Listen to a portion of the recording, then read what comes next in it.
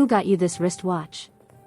The jealous Korean Mafia boss loses control over his black secretary. Who got you that wristwatch? Hyun-woo asked, his voice silk over steel as he stepped closer to where I stood beneath the gallery lights, his eyes fixed on my wrist like it had personally betrayed him. And I realized Seoul's most feared mafia boss wasn't asking out of idle curiosity.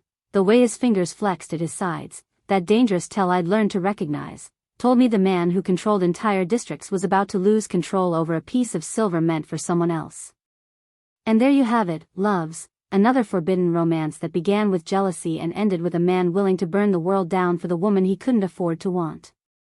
If you're obsessed with powerful men unraveling, secretaries who refuse to be owned, and love stories as dangerous as they are inevitable, you're exactly where you need to be. Hit that subscribe button because we've got more tension-filled romances heading your way, mafia bosses, forbidden desire, all the emotional chaos you crave. Smash that like button and drop a comment telling me what you're doing right now and where in the world you're tuning in from. Are you commuting through your city, working late at your desk, or listening in bed while the world sleeps? I love knowing where my romance addicts are falling in love with these stories. Dahlia was adjusting the sleeve of her soft green dress when she felt his gaze lock onto her wrist. The watch was simple, silver, understated, the kind of elegant timepiece that spoke of thoughtfulness rather than impulse. It had arrived in her life quietly, a gift from someone who knew her before soul, before power, before danger became her daily currency. She'd worn it without thinking, out of habit and comfort. Maybe that was the mistake. They were standing in the private viewing hall of the Baekseong Art Gallery, surrounded by abstract canvases worth more than most people earned in a lifetime. Investors murmured in hushed tones. Crystal glasses caught the light. Seoul's elite pretended not to notice the man everyone knew controlled far more than the real estate empire his business cards claimed. Dahlia had survived 3 years as Hyun-woo's executive secretary by mastering the art of invisibility when it mattered and precision when it didn't. She'd learned to read the shifts in his expression the way sailors read approaching storms. But she hadn't expected this storm. She felt his presence before she heard him, the way the air seemed to change temperature when he moved into her space. When she turned, Hyun-woo was closer than professional distance allowed, his expression perfectly composed in that way that meant absolutely nothing was composed beneath it. Who got you that wristwatch? His voice was quiet. Lethally quiet. Dahlia blinked, following his gaze to her wrist. A strange chill crawled up her spine, not fear exactly, but recognition. This wasn't a casual question. Oh, this? She kept her voice light, instinctive. It's just a gift. Just a gift. Something flickered across Hyun-woo's face, there and gone so quickly she might have imagined it. But she hadn't. She'd learned his tells. The slight tightening of his jaw. The way his fingers flexed once at his side before going still. A gift, he repeated, each syllable weighted with meaning she couldn't quite decode. From who? The gallery noise seemed to fade into background static. For 3 years, Dahlia had survived by understanding one fundamental rule: never confuse Hyun-woo's curiosity for casual interest. This wasn't curiosity. This was something far more dangerous. A friend, she answered carefully, measuring each word. The answer landed wrong. She saw it in the way his posture shifted, almost imperceptible to anyone else. But Dahlia had made a career of reading the invisible. Hyun-woo straightened, offering a polite nod to a passing investor, his public mask sliding perfectly into place. To anyone watching, he was the picture of corporate elegance. But Dahlia stood close enough to see the storm. "Cancel my remaining appointments tonight," he said, already turning away. His tone was professional, businesslike. "And reschedule tomorrow's meetings." "Chairman Hyun-woo," she began. He paused, not looking back. "That watch," he added, his voice dropping to something that sounded almost like regret, "doesn't suit you." The words followed her long after he disappeared into the crowd, leaving her standing beneath gallery lights that suddenly felt too bright, too exposing, with a silver watch that had just become the most dangerous thing she owned. Dahlia had learned the rules early. The first week working for Hyun-woo, she'd made the mistake of asking questions. Why did the contract fall through? Who was that man in your office? Where are we going? He'd answered exactly none of them. Instead, he'd looked at her with those unreadable eyes and said, "Miss Dahlia, your job is to anticipate my needs, not interrogate my decisions." The message was clear: curiosity was a liability. So she'd stopped asking. She'd learned to read the silence instead, the way his jaw tightened before bad news, the specific tone he used before someone disappeared from his inner circle, the particular stillness that meant violence was being calculated behind his perfect composure. Within 3 months, she'd become indispensable. Within 6, she'd realized indispensable was another word for trapped. Rule 1: never ask how Hyunwoo knew things he shouldn't. Like the time he'd known about her mother's hospital visit before Dahlia had even booked the flight home. Or when he'd casually mentioned her favorite restaurant closing, a tiny Ethiopian place in Itaewon she'd never told anyone about, and had it bought and renovated within a week. "You seemed upset about it," he'd said, as if surveillance was thoughtfulness. She'd thanked him and added it to the mental list of things she pretended not to notice. Rule 2: never acknowledge the men who followed him silently. They were always there, shadows in expensive suits, ghosts with earpieces, men whose names she never learned because learning them would make everything real. They stood outside restaurants where Hyunwoo dined. They waited in parking garages. They drove cars that stayed 3 vehicles behind hers on the way home. Protection, probably. Threat, definitely. She'd learned not to make eye contact. Rule 3: never let her personal life touch his world. This was the hardest rule. The most important one. Because Seoul's elite world didn't quite know what to make of Dahlia Williams. She was American, acceptable. Educated, impressive. But black, in rooms full of old money and older prejudices, in a city that still treated foreignness like a curiosity rather than a credential. She'd felt the stares during her first corporate dinner. The way conversations paused when she entered. The subtle surprise when she spoke fluent Korean with a Seoul accent she'd perfected through sheer determination. Hyunwoo had noticed. "They're intimidated," he'd said later, in the car. "They're racist," she'd corrected. He'd smiled, "Rare, dangerous." "That too. But mostly intimidated. You make them feel provincial." It was the closest he'd ever come to a compliment. After that, something shifted. Investors who'd dismissed her started listening. Business partners learned to go through her for access to Hyunwoo. She became the gatekeeper to Seoul's most dangerous man, and the role gave her a peculiar kind of power. But it also made her visible in ways that felt unsafe. So she'd built walls. Professional distance. Emotional armor. A life carved out in the spaces between Hyunwoo's world and her own survival. And then Ade had texted, "Coming to Seoul for a week. Miss your face." Ade, who'd known her at university in London. Who'd held her through homesickness and heartbreak. Who'd taught her that friendship could be family when blood relatives were an ocean away. Ade, who saw her as Dahlia, not the secretary, not the foreigner, not the careful construct she'd built to survive. The watch had been waiting at her apartment when she'd returned from work last week. Simple silver, engraved on the back, for the woman who's always on time, even when the world isn't. She'd cried. Actually cried. Because someone had seen her, really seen her, without needing anything in return. She'd worn it without thinking. Now, standing in her apartment as midnight crept toward morning, Dahlia turned the watch over in her hands. The gallery lights felt like a lifetime ago, but Hyunwoo's voice was still there. "That watch doesn't suit you." Her phone buzzed. "Unknown number. Rule 3 exists for a reason, Miss Dahlia." Her blood went cold. The watch had already changed everything. And Hyunwoo was watching. Monday arrived like winter. Hyunwoo didn't greet her when she entered his office at 7:45 a.m., 15 minutes early as always. He was already at his desk, reviewing contracts, his posture immaculate. The morning light cut sharp angles across his face. She set down his coffee, black, no sugar, precisely 82 degrees Celsius, in the exact spot he preferred. He didn't look up. "Good morning, Chairman Hyun-woo," she said, her voice professionally neutral. Silence. She waited 5 seconds. 10. 20. Then she turned and walked back to her desk, feeling the cold follow her like a ghost. By noon, Dahlia had executed 17 tasks flawlessly. Rescheduled the ministry meeting. Confirmed the Gangnam site inspection.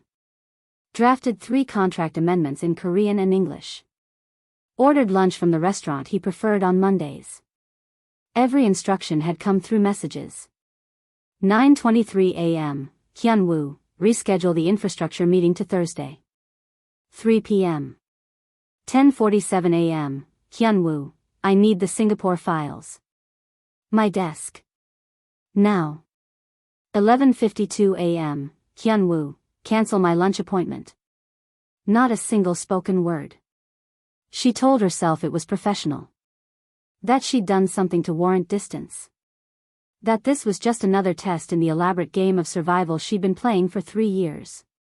But her hands shook when she typed responses. By 1 p.m., the unease had settled deep in her chest, not professional anxiety, but something far more destabilizing. Emotional distress. She hated that she recognized it. Hated more that it came from his silence. The office felt colder with every passing hour, as if Hyun-woo had somehow drained the warmth from the space simply by refusing to acknowledge her existence beyond transactional necessity. At exactly 2:17 p.m., his office door opened. Dahlia looked up from her computer, her spine automatically straightening. Hyun-woo stood in the doorway, perfectly composed in charcoal Tom Ford. But something was wrong with his eyes, too dark, too focused, burning with something that looked like barely contained chaos. He walked to her desk with measured steps. "You had plans yesterday," he said. Not a question. Dahlia's breath caught. "Yes. With the man who gave you the watch." Her spine stiffened. "That's my private life." The words came out stronger than she felt. Hyun-woo's eyes darkened, a storm breaking. "There is no private life when you work for me."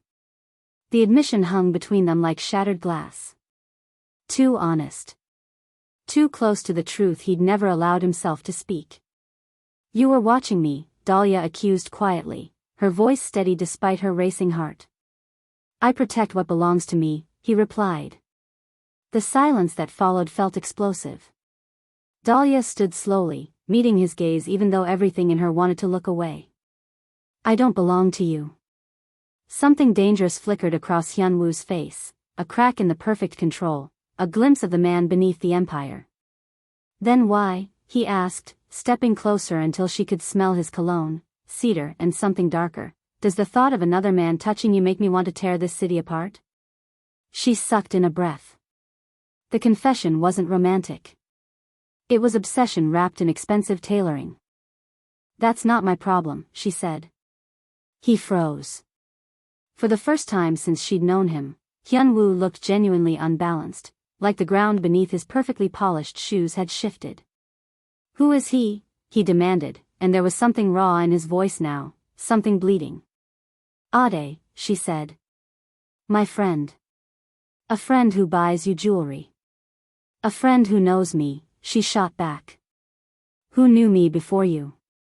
The word struck deeper than she'd intended. She watched something die in his expression, or maybe break loose. Hyun-woo stepped back as if she'd physically pushed him. "Get out," he said suddenly, his voice rough. "Take the rest of the day."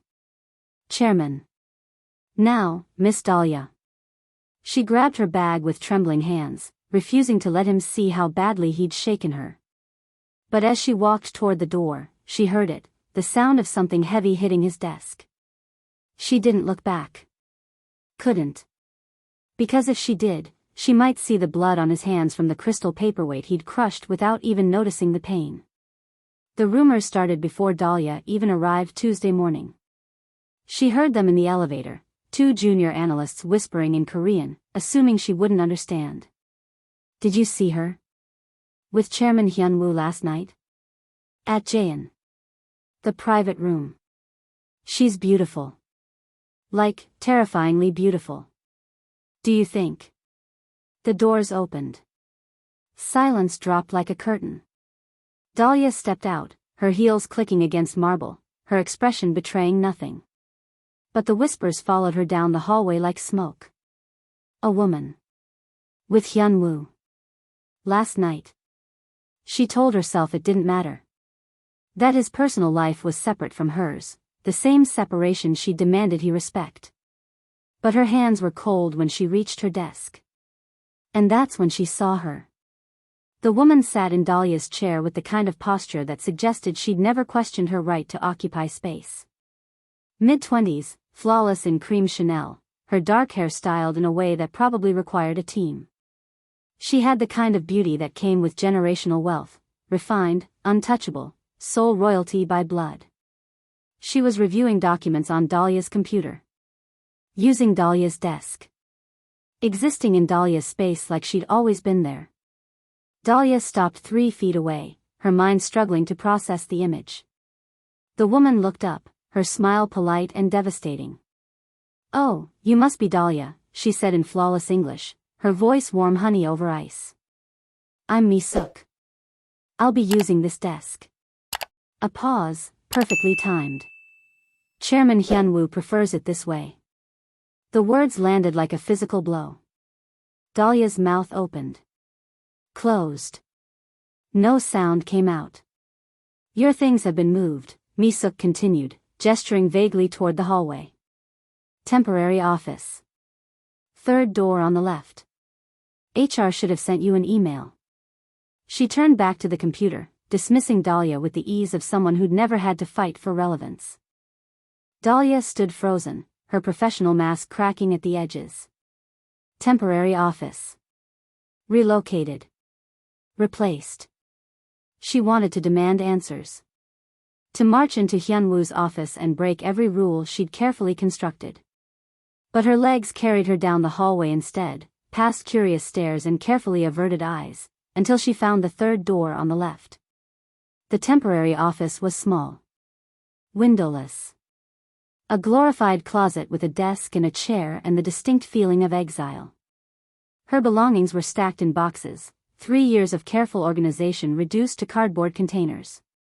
Dahlia closed the door and leaned against it, her breathing shallow. The message was clear. Invisible. Dispensable. Erased. She checked her phone with shaking hands. No email from HR. No explanation from Hyunwoo. Nothing but the text from yesterday's unknown number still glowing on her screen. Rule 3 exists for a reason, Miss Dahlia. By the 3rd day, she could barely breathe. She executed tasks from her exile. Responded to messages. Maintained the facade of professionalism even as something fundamental inside her fractured. Mi-suk moved through the office like she owned it, graceful, confident, perfectly integrated into Hyunwoo's world in ways Dahlia had spent 3 years achieving. And Hyunwoo? He didn't explain. Didn't acknowledge. Didn't even look at Dahlia when she delivered documents to his office, setting them on his desk while Mi-suk sat in the corner reviewing contracts, her presence a silent declaration. On Thursday afternoon, Dahlia watched through her closet office's glass panel as Hyunwoo and Mi-suk left together for a meeting. His hand hovered near the small of her back, not quite touching, but the intention clear. Protective. Possessive. The same gesture he'd never allowed himself with Dahlia. That's when she understood. This wasn't restructuring. This wasn't professional adjustment. This was punishment. Deliberate, calculated, designed to make her feel exactly what he'd felt when he saw that watch on her wrist. Replaced. Erased. Watching someone else occupy the space that was supposed to be yours. Hyunwoo wasn't just controlling the office. He was controlling her worth. And it was working. That night, Dahlia sat in her apartment staring at the silver watch, realizing with terrible clarity, Seoul's most dangerous man hadn't lost control. He'd weaponized it. The Han River at night was a different Seoul. Softer. Quieter. The city lights reflected on black water like scattered diamonds, blurring the hard edges of the skyline into something almost gentle. Dahlia found Ade waiting at their usual spot, a bench near Banpo Bridge where tourists rarely wandered, and the sound of water masked conversation. He stood when he saw her, his face breaking into a smile that dimmed the moment he registered her expression. "You're not okay," he said. "Not a question."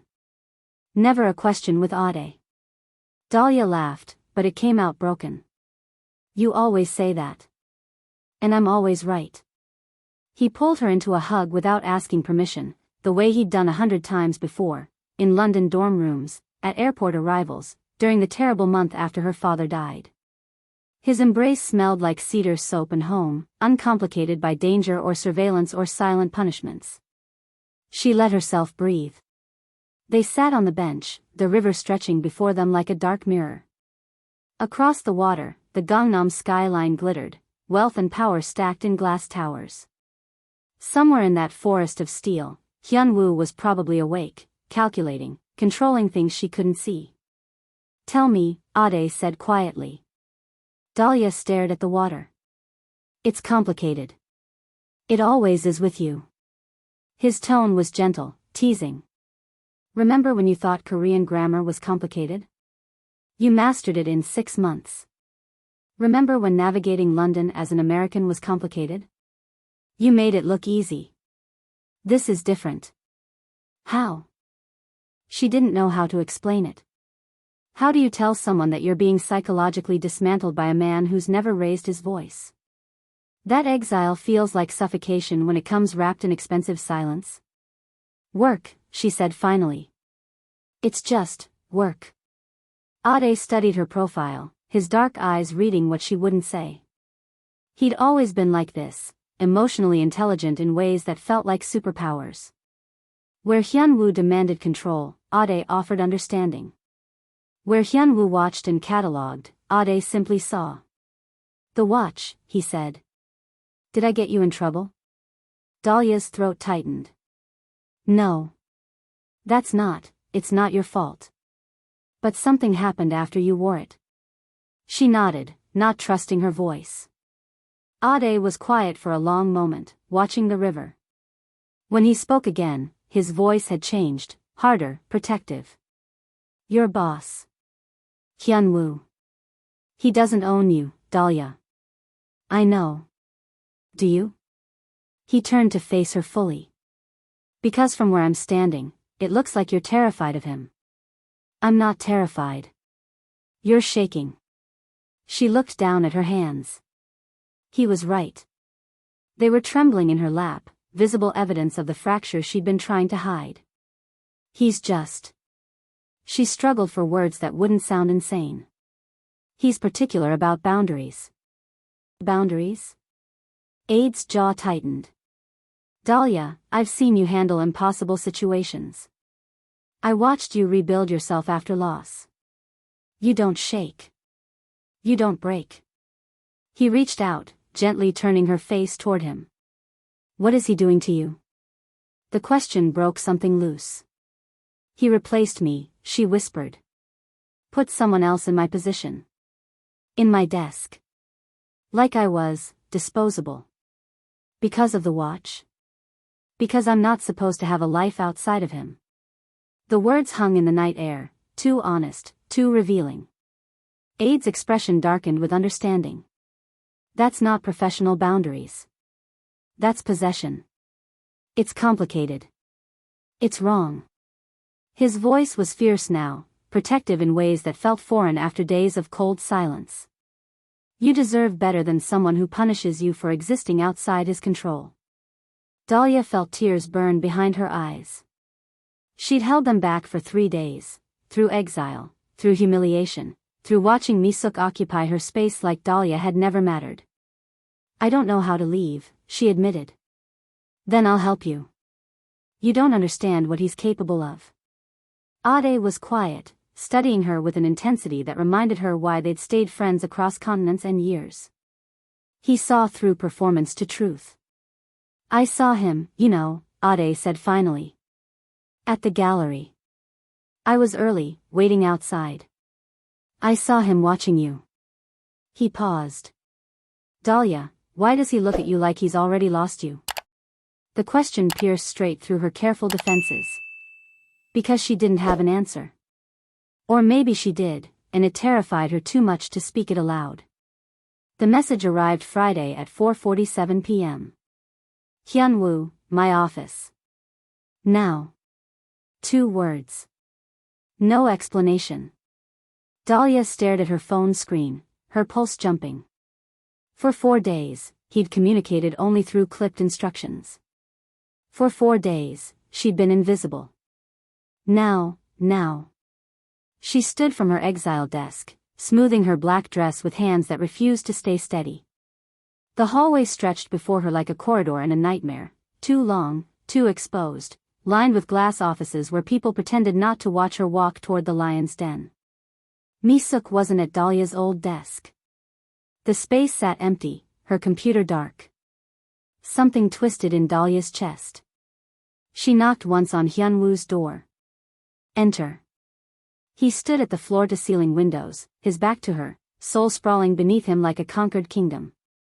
The late afternoon sun cut through glass, painting the city in amber and shadow. From this height, the Han River looked like a silver thread, the streets like circuit boards, people reduced to invisible data points. He looked like a man surveying everything he owned. Dahlia stepped inside, closing the door with a soft click that sounded too loud in the silence. You wanted to see me, Chairman Hyunwoo. He didn't turn. The woman at your desk. Mi-suk. Dahlia's spine stiffened. She'd prepared for many conversations. Not this one. What about her? She's my cousin. The words landed like stones in still water. Dahlia blinked. What? Mi-suk, Hyunwoo continued, his voice eerily calm. My father's brother's daughter. She needed temporary work experience for her MBA portfolio. I accommodated her. Silence stretched between them, elastic and dangerous. I put her at your desk, he said, finally turning. His face was perfectly composed, but something burned behind his eyes, something wild and barely contained. Because I wanted you to feel what I felt. Dahlia's anger ignited instantly. You manipulated me. Yes. You humiliated me. Yes. You crossed every professional line. Yes, he snapped, the composure cracking. Because the moment I saw that watch on your wrist, I realized I was already past the point of control. The confession hung in the air like smoke. Dahlia stared at him, her heart hammering against her ribs. You punished me for receiving a gift. I punished myself, he corrected hoarsely, moving away from the window. For months, I've been trying to convince myself you were just efficient. Just competent. Just necessary. He laughed, a broken sound. Do you think I don't know what that watch means? It's a watch. It's intention, he cut her off. A man choosing something that rests against your pulse. Close to your skin. Something you'll see every time you check the time, think of him every time you glance down. His jaw tightened. That's not casual, Miss Dahlia. That's claim. So you decided to claim me back? Her voice shook with fury. By erasing me? By trying to prove to myself I could function without needing to know where you were. Who you were with. What you were thinking. He stepped closer, and she saw it now, the exhaustion beneath the perfect tailoring, the fracture in his control. It didn't work. That's not my problem. Isn't it? The question was raw. You think I wanted this? You think I don't hate myself for it? For what, exactly? The silence stretched taut. For wanting you, Hyunwoo finally said, the words torn from somewhere deep. I have been trying not to want you for months. Trying to keep you at professional distance.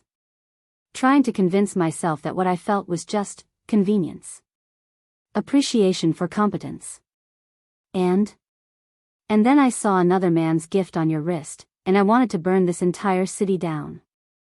Dahlia's breath caught. This wasn't love. This was obsession. Possession. Something dark and consuming that had nothing to do with hearts and everything to do with control slipping through perfectly manicured fingers. Ade is not my lover, she said, her voice steady despite the chaos in her chest. Something shifted in Hyunwoo's expression, hope, or maybe devastation. Then who is he? My family, Dahlia said. The person who knew me before Seoul. Before you. Before I learned to read danger in silence. Hyunwoo closed his eyes briefly, like the relief physically hurt. I was wrong, he said quietly. About everything. Yes, Dahlia agreed. You were. He looked at her then, really looked at her, and for the first time since she'd known him, Hyunwoo appeared genuinely lost. I don't know how to undo this, he admitted. Dahlia stood there, watching Seoul's most dangerous man confess to powerlessness, and realized, neither did she. The silence that followed wasn't resolution. It was exposure. Two people standing in truth too complicated for easy answers. The office felt too small suddenly, despite its size. Hyunwoo stood 3 feet away, perfectly still, but Dahlia could see the tremor in his control, like watching a dam develop hairline cracks under impossible pressure. Family, he repeated, testing the word. Ade is family. Yes. Not. No, she said firmly. He's not my lover. He's never been my lover. He's the person who held me together when I thought I'd break. He's safety. He's history. She paused. He's everything you're not. The words should have been an insult. Instead, Hyunwoo absorbed them like they were absolution. She watched something collapse inside him, not dramatically, not visibly to anyone who didn't know his tells. But Dahlia had spent 3 years learning to read the invisible. His shoulders dropped half an inch. His jaw unclenched. His fingers, which had been flexed at his sides, slowly relaxed. It looked like a man remembering how to breathe. I thought, he stopped, started again. When I saw how you smiled at your phone. The way you touched the watch like it mattered. I thought. That someone else had claimed what you wanted? His eyes met hers, and the honesty in them was devastating. Yes. Dahlia felt something shift in her chest, not forgiveness, but understanding. She'd spent 4 days feeling erased, invisible, replaced. She'd felt the terror of being disposable. He'd felt it first. Standing in that gallery, watching her wear another man's gift. You could have asked me, she said quietly. I don't ask, Miss Dahlia. I control. He smiled bitterly. Or I did. Until you. The confession hung between them like a bridge neither knew how to cross. Dahlia made a decision. She lifted her wrist, her fingers moving to the watch's clasp with steady precision. The silver caught the fading light as she unfastened it, the metal warm from her skin. Hyunwoo watched, frozen. She held the watch in her palm for a moment, this object that had caused 4 days of psychological warfare, this simple piece of silver that had exposed every carefully hidden truth between them. Then she stepped forward and pressed it into his hand. His fingers closed around it instinctively, his eyes questioning. I don't need the watch, Dahlia said softly. I needed you to trust me. Something broke in his expression.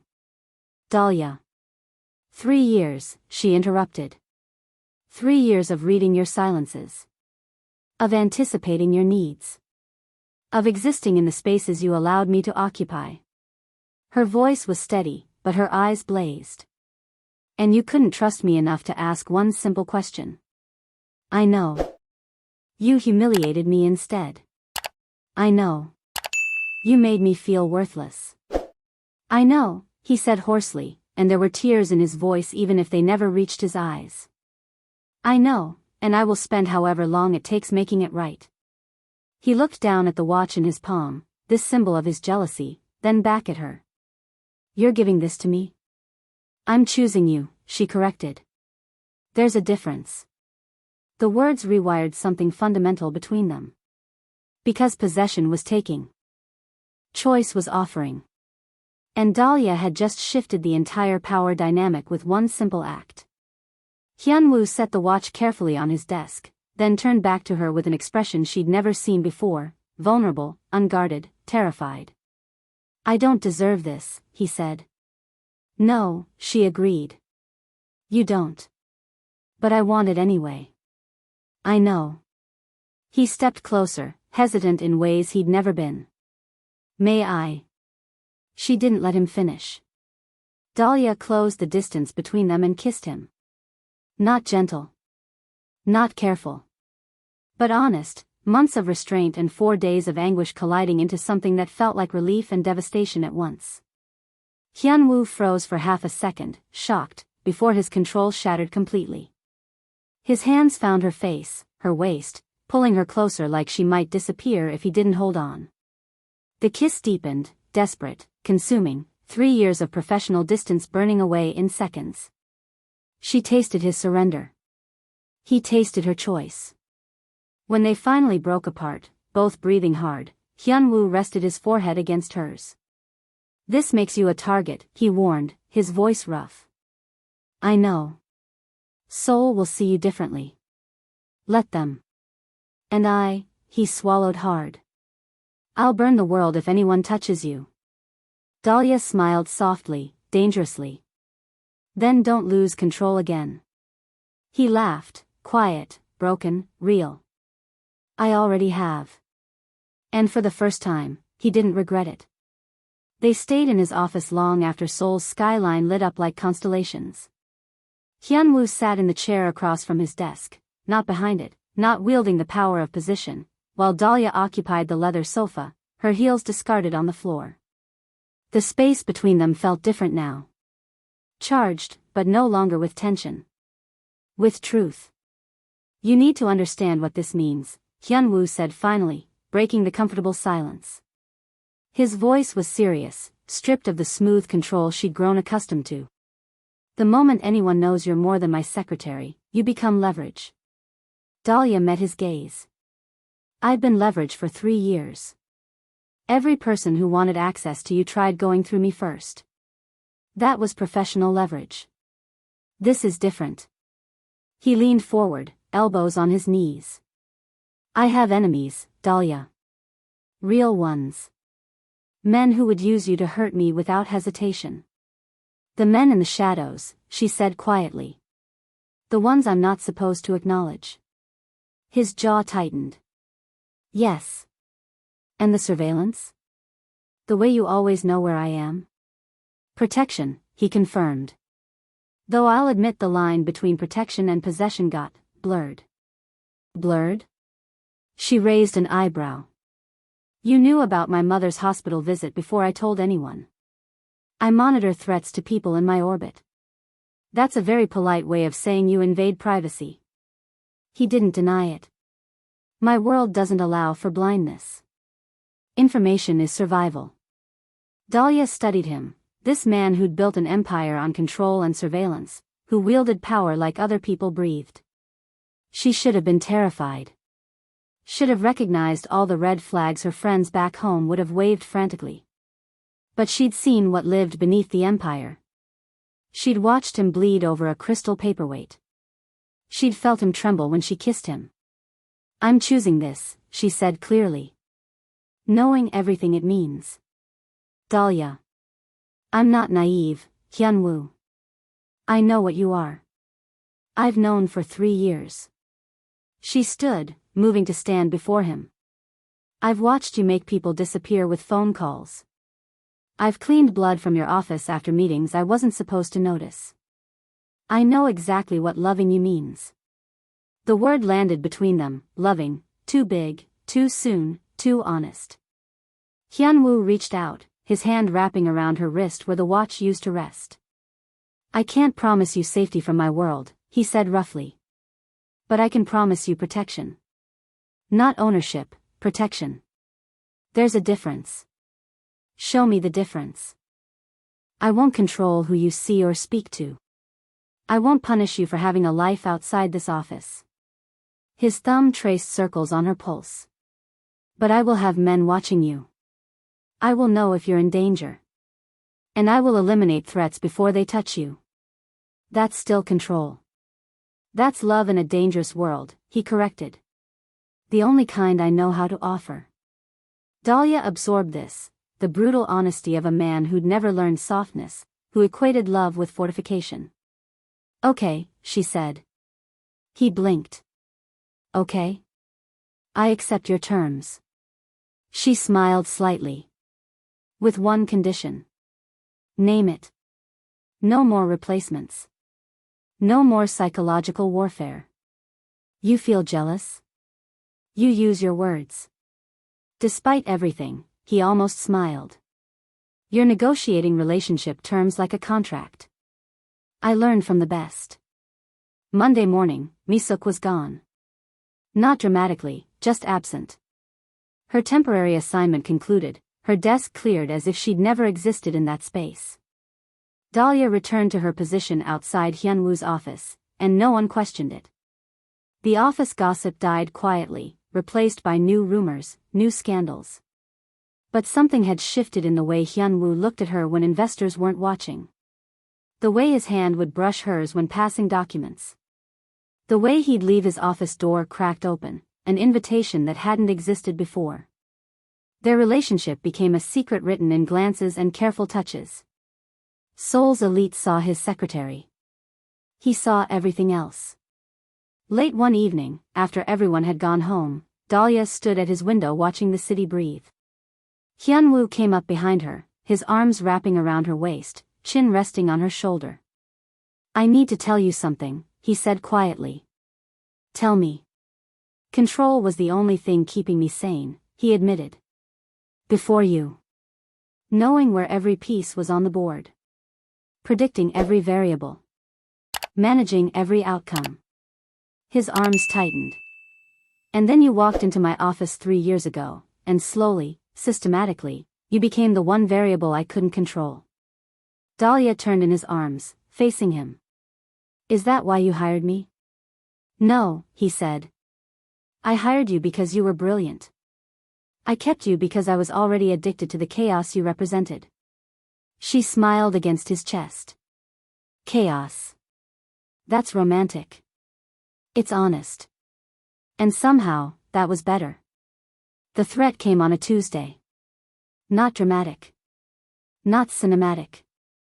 Just a photograph slipped under Dahlia's apartment door, her and Hyunwoo leaving his office building, his hand at the small of her back, the gesture unmistakably intimate. No note. No demand. Just proof that someone was watching. She brought it to him immediately, her hands steady despite the ice in her veins. Hyunwoo studied the photograph in silence, his expression unreadable. Then he made 3 phone calls in rapid Korean, his voice cold and efficient, the voice that meant someone's world was about to end. When he finished, he looked at her. This is what I warned you about. I know. I can end this, he said. Track whoever sent it. Make them disappear. His eyes darkened. I can make everyone who even thinks about using you against me regret being born. Dahlia heard the promise beneath the threat, the old Hyunwoo, the one who solved problems through dominance and fear. Or, she prompted. He blinked. Or? There's always an or with you. She moved closer, taking the photograph from his hands. You can eliminate this threat and the next one and the one after that. You can try to control every variable. She set the photo on his desk. Or you can trust that I'm strong enough to stand beside you instead of behind you. Something shifted in his expression. You're asking me to let you be in danger. I'm asking you to let me choose danger, she corrected. There's a difference. He was quiet for a long moment, wrestling with instincts that had kept him alive for years, the need to control, to dominate, to eliminate threats before they materialized. Then he did something that surprised them both. He stepped back. Okay, Hyunwoo said. Okay? I'll handle the immediate threat. But I won't cage you. His voice was rough with the effort of restraint. I won't make you invisible to keep you safe. Dahlia felt something warm bloom in her chest, not gratitude, but recognition. He was choosing her agency over his control. That was love in his language. 3 weeks later, the threat had been neutralized, quietly, efficiently, in ways Dahlia didn't ask about and Hyunwoo didn't offer to explain. But something had fundamentally changed between them. He still had men watching her, still knew her location, still monitored potential dangers with the obsessive precision that defined him. But he'd stopped trying to control her. When Ade visited Seoul again, Hyunwoo invited him to dinner, a meal that was awkward and tense and surprisingly honest. By the end, Ade had grudgingly admitted, "He's terrifying, but at least he's honest about it." "That's the nicest thing anyone said about me in years," Hyunwoo had replied, almost smiling. Mi-suk sent flowers to Dahlia's desk with a card that read, "Sorry for the psychological warfare. Family gatherings are going to be interesting." Seoul's elite eventually learned that Hyunwoo's secretary was more than she appeared, and the rumors became facts, became accepted truth. Some relationships ended in safety. Theirs ended in chosen danger. 6 months after the gallery, Dahlia stood in Hyunwoo's penthouse overlooking the city they'd both claimed in different ways. He came up behind her, wrapping his arms around her waist in a gesture that had become ritual. "Do you remember," he said quietly, "the first question I asked you? About the watch. I was so controlled then. So certain I could manage what I felt." He turned her to face him. "I thought jealousy was weakness. And now? Now I know it was the beginning," Hyunwoo said. "The first crack in control that led to everything else." Dahlia smiled, touching his face. "Regrets?" "None." "Lies?" He laughed softly. "Okay. One regret." "Tell me." "I regret not losing control sooner." She kissed him then, soft, knowing, choosing him again the way she'd chosen him that day in his office. When they broke apart, Hyunwoo rested his forehead against hers. "I don't need to ask anymore," he said. "Ask what?" "Who got you that wristwatch? Or the flowers? Or the phone calls at midnight?" His voice was steady, certain. "Because I know you'll tell me what matters. And what doesn't, I trust you with." Dahlia pulled back slightly, searching his face. "That's growth, Chairman Hyunwoo." "That's you," he corrected. "You made me someone capable of trust. I didn't make you anything. You chose to change. For you. For us." The distinction mattered. Outside, Seoul glittered like shattered glass, beautiful, dangerous, infinite. And inside, two people who'd started with jealousy and control had somehow found something rarer. Love that didn't require ownership. Just choice. Every single day. If you're obsessed with forbidden romance, powerful men who finally learn to surrender, and love stories as dangerous as they are real, hit that subscribe button. We've got more tension-filled tales coming your way. Smash that like button and drop a comment telling me, Team Hyunwoo or Team Ade? And what forbidden romance trope should we explore next?